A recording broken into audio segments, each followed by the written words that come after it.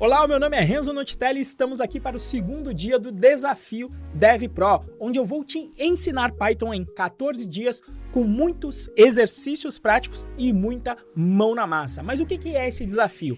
Basicamente, durante esses 14 dias, eu vou te enviar um vídeo por dia com o exercício que eu vou fazer para te explicar os conceitos e também vou te mandar um desafio, uma lição de casa, porque como eu sempre digo para os meus alunos, o conhecimento em programação entra pelos dedos, praticando e programando. Não vai ser pelo ouvido, não vai ser simplesmente pelo olho.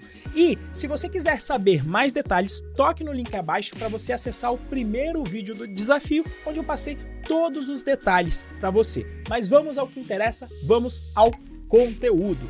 Então, no dia de hoje, nós vamos começar o estudo sobre as estruturas de decisão. Então, aquela lista de exercícios que eu mostrei no primeiro dia, e nós vamos aqui para o exercício 3.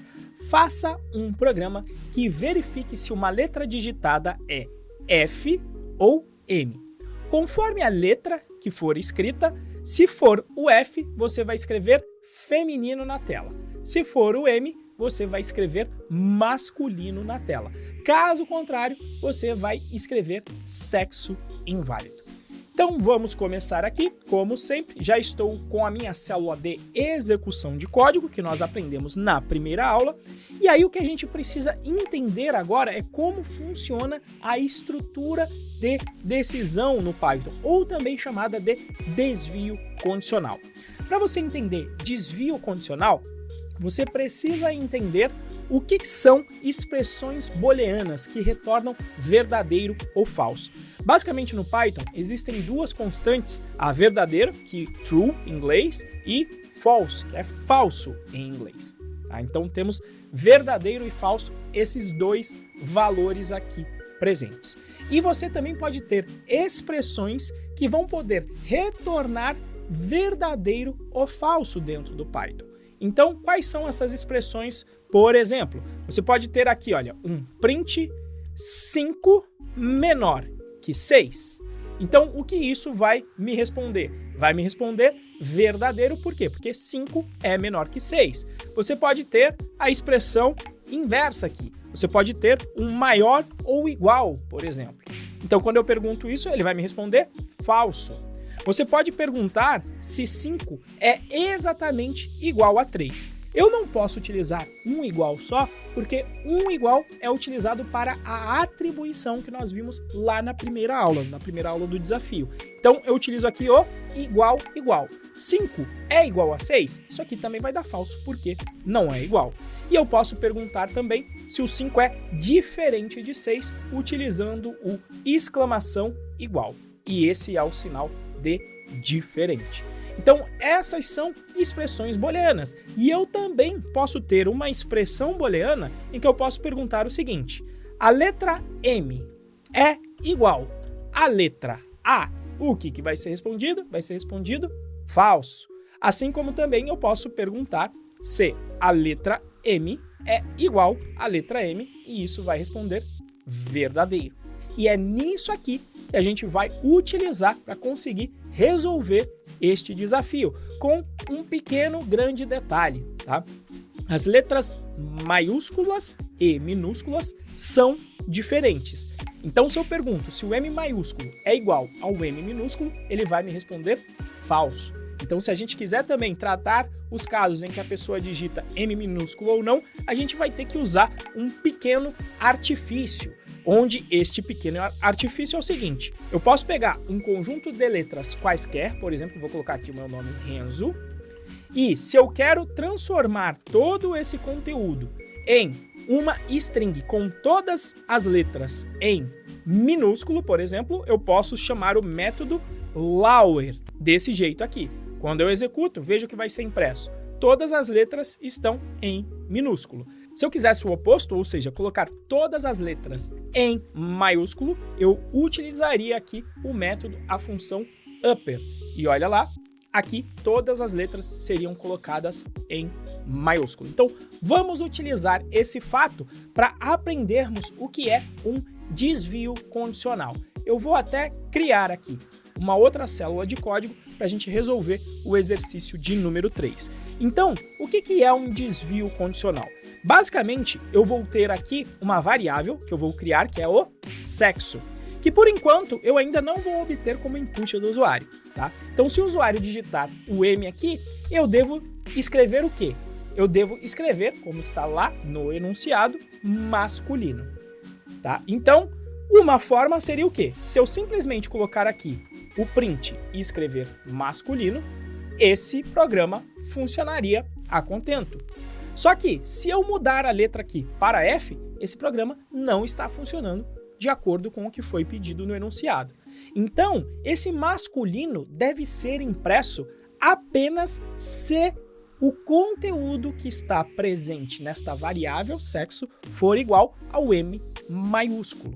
Então, o que eu vou fazer aqui? Eu vou utilizar o que se chama de desvio condicional ou estrutura de decisão, perguntando se o conteúdo que está presente naquela variável sexo é igual à letra M maiúsculo, e aí eu finalizo a minha estrutura de decisão com dois pontos.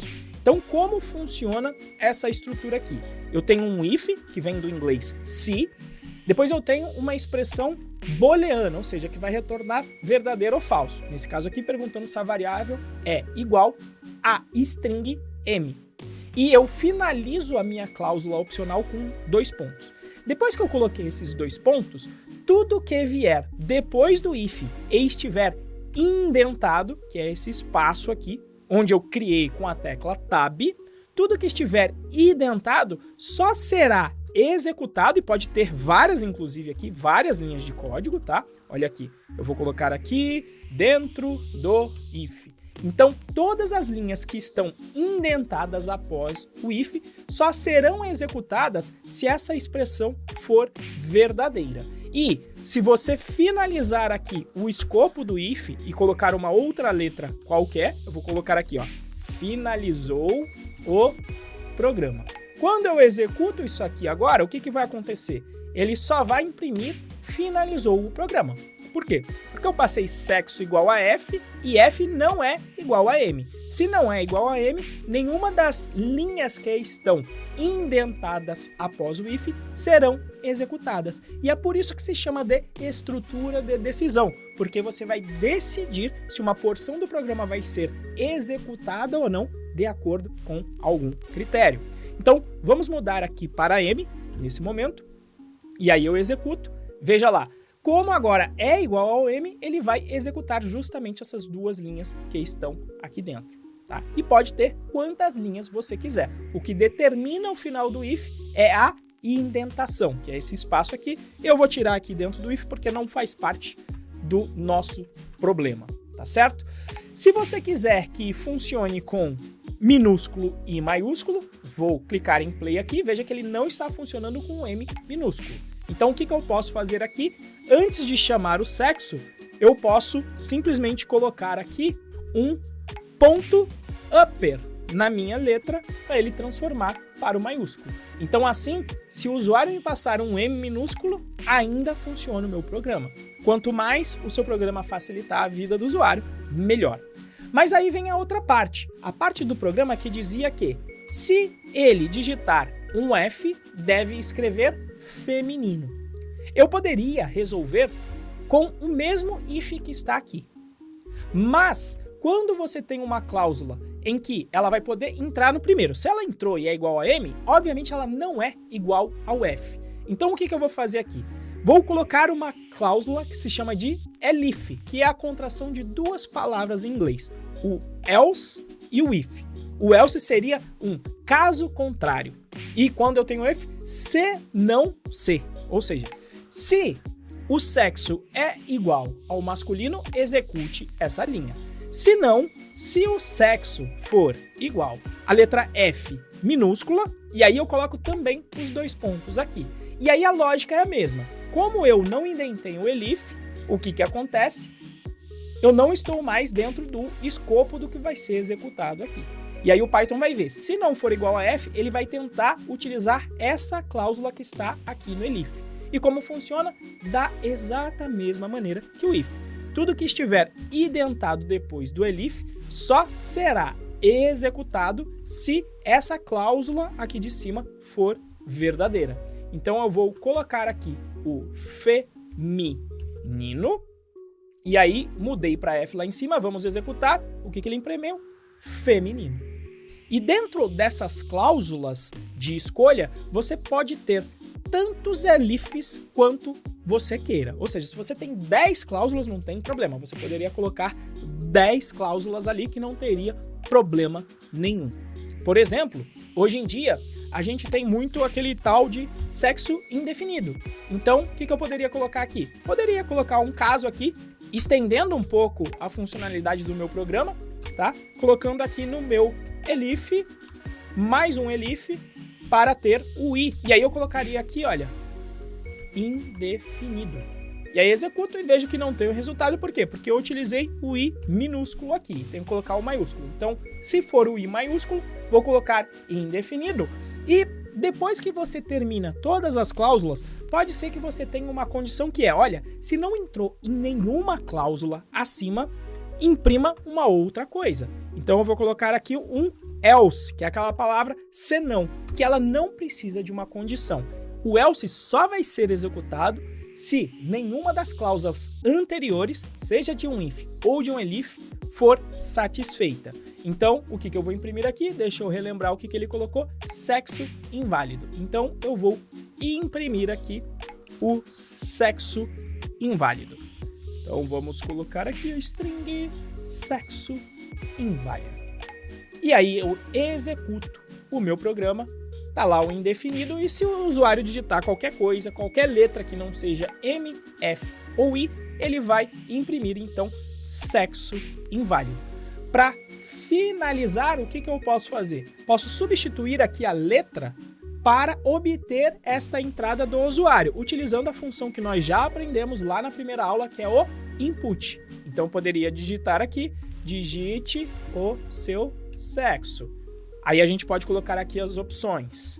M para masculino, F para feminino, I para indefinido. Coloco aqui no final o 2 pontos. E aqui eu já estou fazendo o upper na minha letra. Vamos executar para ver se ele funciona de acordo com o que estava escrito. Então, se eu coloco M, Enter, tá lá masculino. Se eu executo de novo e coloco F, tá lá feminino. Se eu executo de novo e coloco um I, tá lá indefinido. Se eu executo de novo e escrevo qualquer coisa, vamos lá, eu dou um Enter e está lá sexo inválido. Então, para você agora, qual é o seu desafio, a sua lição de casa? Eu vou pedir que você resolva o exercício de número 5, onde você vai ter que fazer um programa para a leitura de 2 notas parciais de um aluno. O programa deve calcular a média alcançada por aluno e apresentar a mensagem aprovado se a média alcançada for maior ou igual a 7. A mensagem reprovado se a média for menor que 7. E por fim, a mensagem aprovado com distinção se a média for igual a 10. Então, esse foi o conteúdo de hoje e no terceiro desafio, no dia de amanhã, nós vamos resolver o problema de número 19 na lista. Nós vamos aprofundar um pouquinho nessas lógicas de estrutura de decisão. Se você, por acaso, ainda não estiver inscrito, toque no link que eu deixei aqui abaixo na descrição do vídeo e se inscreva para você receber todos os vídeos, incluindo as resoluções da lição de casa. Então te aguardo no próximo dia de desafio, te aguardo amanhã. Grande abraço, até ao próximo desafio.